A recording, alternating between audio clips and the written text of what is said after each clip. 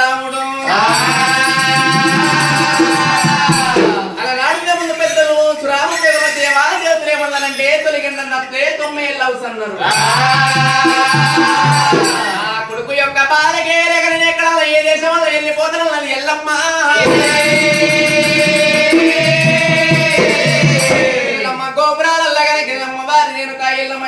అన్నమాట విసిగింది యంత్రం మంత్రం పుప్పల్ల మంత్రులు చేసింది రామ రామ కోదండ రామ గగనమంద మార్గమందు కనుక ఈ కుప్పల్ల బంతులు ఎగరవేస్తే ఈ బంతులు అందుకోని వచ్చినట్లయితే తండ్రి పేరు ఎత్తనున్నది ఎల్లమ్మ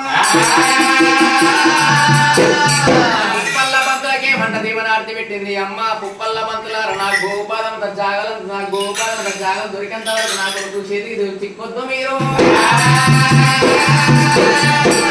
పుప్పల్ల బంతులారా నా గోపాలం జాగం దొరికేంత వరకు నా కొడుకు పరశురాముని చేతికి మీరు ఎక్కువ పుప్పల్ల బంతులకు దీవించి తినార్తి పెట్టింది